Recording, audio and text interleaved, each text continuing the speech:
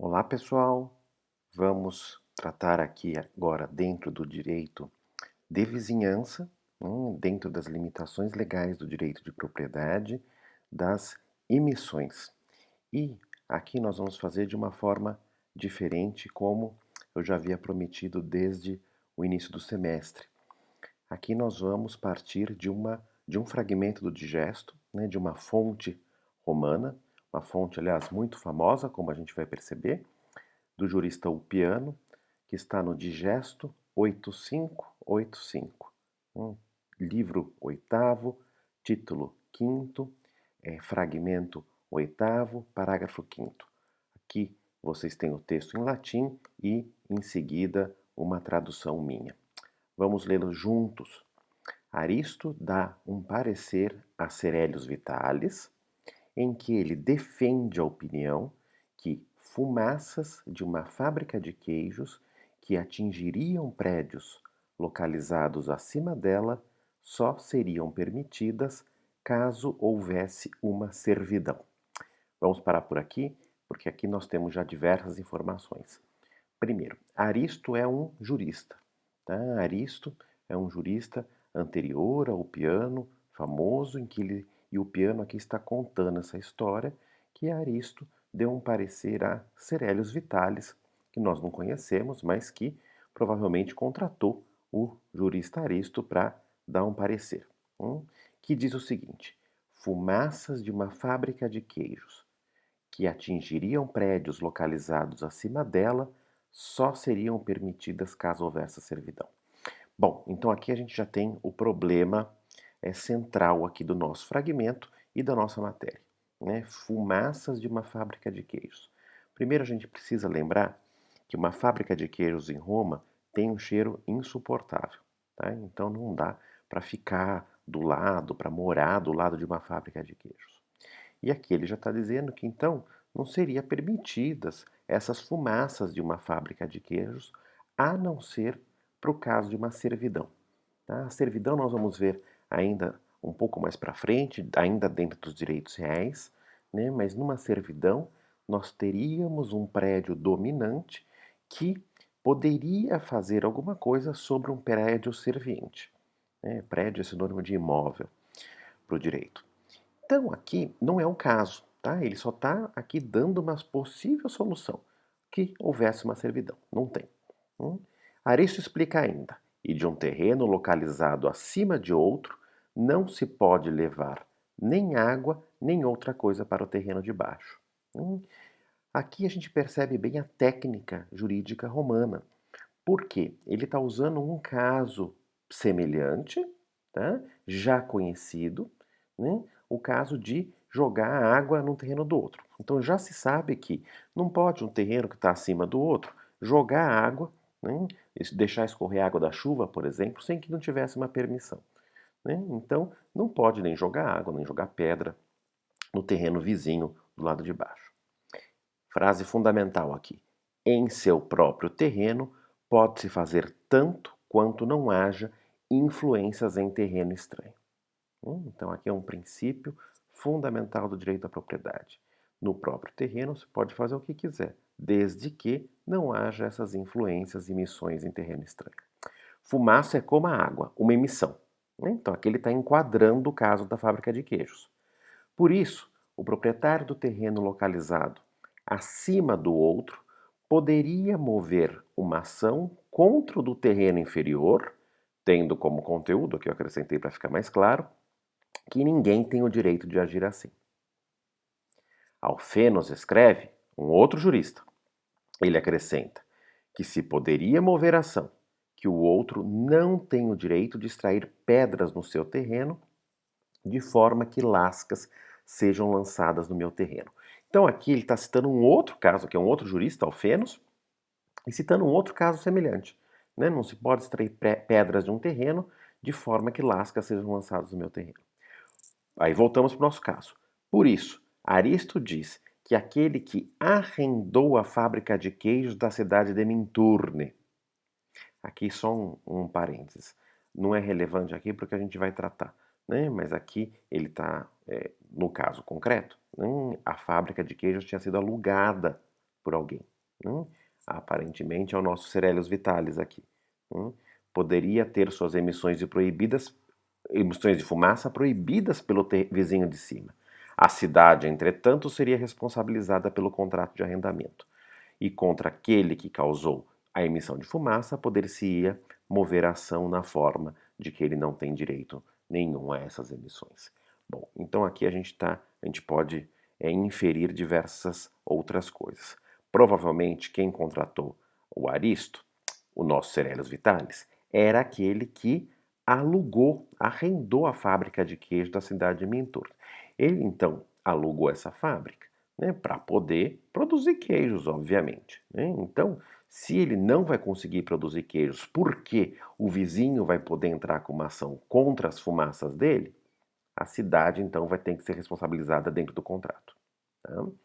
Por isso seria também possível uma ação com conteúdo contrário de que se teria direito a tais emissões. E essa parece ser a opinião que Aristo também defende. Né? Então essa é a ação que ele teria contra a cidade de Minturno. Mas também o interdito utipossidetes poderia aqui ser utilizado quando alguém é impedido de utilizar o seu terreno como ele quer. Utipossidetes é o interdito possessório, que nós vamos ver provavelmente na próxima aula, né, que aqui também pode ser usado. Por quê? Aqui o jurista vai trazer todas as soluções possíveis. Né? Ele vai informar o seu cliente da forma mais completa possível. Para a gente aqui, nós estamos interessados na emissão, né, e nesse conteúdo de direito de vizinhança, de limitação legal ao direito de propriedade. E nesse sentido, aqui fica tudo muito claro. Né? Essa fonte aqui é fantástica. Não só eu acho isso, como ela influenciou todo o direito privado moderno em relação ao tratamento do direito de vizinhança. Então aqui o que vai se dizer? Olha, o proprietário do terreno, ou aquele que está usando o terreno, pode fazer o que quiser no terreno, desde que não haja influências no terreno vizinho. E essa fumaça é insuportável, assim como água, como pedra. Não dá para aquele que está sofrendo essa emissão exercer o seu direito de propriedade ou mesmo a sua posse de uma maneira plena. Por isso que ele vai poder agir contra o outro, por meio de uma axio negatória que a gente vai ver logo em seguida. Então aqui a gente tem um princípio fundamental do direito privado, que por isso que é tão complicado o direito de vizinhança. O meu direito termina quando encontro o direito do outro. Então eu não posso fazer no meu terreno o que eu quiser se isso vai levar à interferência do direito de propriedade do outro. Por isso que nós temos aqui mais uma limitação legal desse direito de propriedade. Vamos passar então para uma outra limitação do direito de propriedade, mas aqui é uma limitação, às vezes advinda da lei, mas muitas vezes por vontade própria ou pela própria circunstância. Que sentido nós estamos falando? Aqui a gente está falando da copropriedade. Copropriedade ou condomínio. Eu faço questão de trazer a palavra condomínio aqui, porque era utilizada também em Roma e para diferenciar do nosso condomínio edilício. Nós vamos falar um pouquinho de condomínio edilício aqui, mas só para diferenciar esse condomínio que todo mundo conhece aqui do direito moderno. Atualmente a gente tem também essas circunstâncias de condomínios horizontais, de casas. Não é disso que a gente está falando. A gente está falando de copropriedade. São mais titulares desse direito de propriedade. Não tem apenas um titular. São vários titulares de um mesmo direito de propriedade sobre uma mesma coisa. E aqui os romanos eram muito sábios em dizer que essa copropriedade deveria ser evitada ao máximo. Ela precisa ser excepcional. Por quê? Porque ela é, por definição, complicada e levada a gerar problemas. E a gente não está falando aqui que a propriedade é um direito muito amplo, que permite praticamente tudo, desde que respeitado esses limites legais. Imaginem que, no caso da copropriedade, a gente vai ter diversas pessoas que são titulares desse mesmo direito amplo. A chance de se ter aqui uma briga é muito grande. Então, por isso que ela deve ser excepcional. Na medida do possível, ela deve ser feita só em casos em que não tem outra solução. Por exemplo, no caso de uma herança, em que a gente tem uma coisa indivisível. Então, aqui, se Caio, Tício e Mévio herdam uma casa do pai deles, Cláudios, por exemplo, enquanto não se dividir isso, eles vão ter de ser coproprietários dessa casa, enquanto administradores dessa casa, proprietários dessa casa, então, formando aqui uma copropriedade. Uma característica muito importante dessa copropriedade: eles são coproprietários de cotas ideais, eles são titulares de cotas ideais. A gente tem aqui a chamada communio pro indiviso. Communio pro indiviso. Ou seja, cada coproprietário é titular de uma cota ideal. O que significa isso? Prestem muita atenção porque isso aqui é complicado, porque é bastante abstrato. Significa o seguinte: nesse nosso exemplo de Caio, Tício e Mévio, proprietários de uma casa, coproprietários de uma casa, significa que cada um deles, Caio, Tício e Mévio, são titulares de uma cota ideal. Que cota ideal? 1/3 da casa. 1/3 da casa significa que é uma cota ideal, porque ela é abstrata. Ela é 1/3 de tudo, do todo que é a casa. Podem ser cotas diferentes, tá? Proporções diferentes, não tem problema nenhum. Mas sempre em cotas ideais, ou seja, é uma unidade imaginária. Ou seja, não é que Caio tem a cozinha, Tício tem um quarto, Mévio tem a sala. Não dá para dividir, porque é uma cota ideal. Se desse para dividir, a gente teria uma communio pro diviso. E se fosse uma communio pro diviso, os romanos iam dizer, então separa de uma vez. Não precisava manter essa copropriedade. Correto? Então aqui a gente já, para comparar com o condomínio edilício moderno do direito brasileiro, que é bastante peculiar, a gente tem no nosso condomínio edilício brasileiro uma combinação de communio pro diviso e de communio pro indiviso. Por quê? Em relação a cada apartamento, a gente tem uma communio pro diviso. Cada condômino é proprietário do seu apartamento, fisicamente. Agora, existe uma communio pro indiviso das áreas comuns desse condomínio. Isso tudo estou falando agora para o direito moderno, para o direito brasileiro, para ser mais preciso.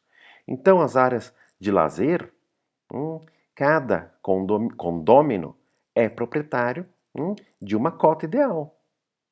Não é que cada um vai ter um pedacinho lá no térreo. Correto? Vamos voltar para a nossa copropriedade aqui romana. Uma outra característica, ius accrescendi. O que significa isso? Significa se alguém desistir dessa cota ideal, de ser coproprietário, essa parcela vai ser acrescida de maneira proporcional às parcelas dos outros condôminos. Certo? Fácil de entender, pode parecer esquisito. Quem se desistiria aqui de uma cota, né, de copropriedade? Acontece, tá? Imagine uma situação, tem 60 herdeiros, cada um herdou 1/60 de um terreno. Imagina a briga que isso pode gerar, os problemas dessa administração. Alguns podem chegar à conclusão que é melhor assim, olha, cada um, eu não quero esse meu 1/60, vocês fazem o que vocês quiserem com isso, eu vou sair desse condomínio. Por quê? Porque não vale a pena. Certo? Uma outra característica aqui da copropriedade é o ius prohibendi. Ius prohibendi, o direito de proibir. É o direito de veto. Porque aqui que a gente vê o quanto como é complicado a copropriedade. Cada um dos coproprietários pode vetar. Então, nesse meu exemplo hipotético, imagine que 60 herdeiros herdaram uma casa. 59 querem pintar a casa. Um fala, não vai poder ser pintado. É um direito de veto. 59 querem vender. Um fala, não pode vender. Por isso que essa copropriedade é muito complicada.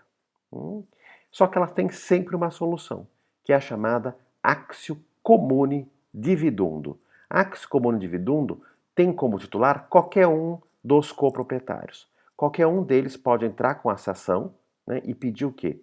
A divisão desse bem comum. E aí se divide isso. A solução mais óbvia é a venda disso para um terceiro, e cada um fica com uma parcela do dinheiro. Certo? Nosso próximo tema é a proteção à propriedade. Aqui a gente falou bastante da propriedade, das suas limitações, falamos agora do condomínio, né, da copropriedade, e agora a gente vai falar da proteção à propriedade, que vai finalizar essa parte inicial sobre o direito da propriedade.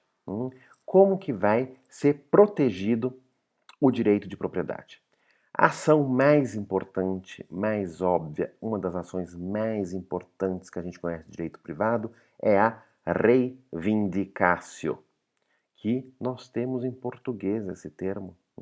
Quantas vezes vocês já usaram a palavra reivindicar? Eu reivindico. Isso daqui é do direito romano, no Brasil, até hoje se chama ação reivindicatória. De tão importante, criou esse termo genérico. Mas ela é aqui. É uma ação, é a ação de proteção à propriedade que tem o proprietário. Reivindicatio. Rei, coisa. Vindicatio, chamamento. Né? Vindicare significa chamar em latim. Reivindicatio, eu estou chamando a coisa. Chamando a coisa. Então imagina que eu perdi a coisa e descubro onde ela está. Nós temos o direito de sequela aqui de perseguir a coisa. Eu vou entrar com essa ação para receber a coisa de volta. Até aqui ótimo. Né? Um proprietário amplamente protegido. Porém, nós temos um problema aqui. A prova do direito de propriedade é muito difícil. Isso sempre foi. Imaginem que em Roma não tem registro das coisas. Imaginem que em Roma a questão probatória é muito mais complicada. Basicamente o que a gente tem são testemunhas, às vezes documentos.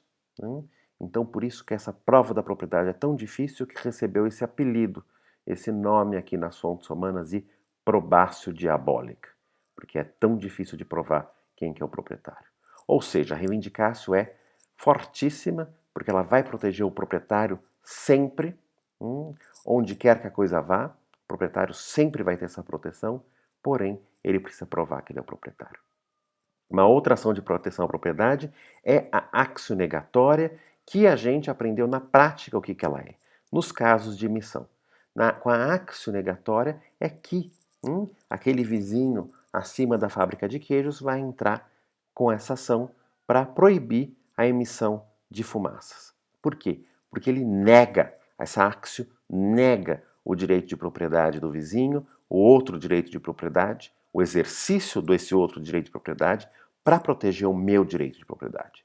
Por isso que ela é chamada, então, axio negatória. É um proprietário contra outro proprietário. Para que aquele que tem o exercício do seu direito de propriedade lesado tenha ele respeitado, negando o conteúdo do direito de propriedade do outro. A gente fica por aqui e na próxima aula nós entraremos no tema da posse.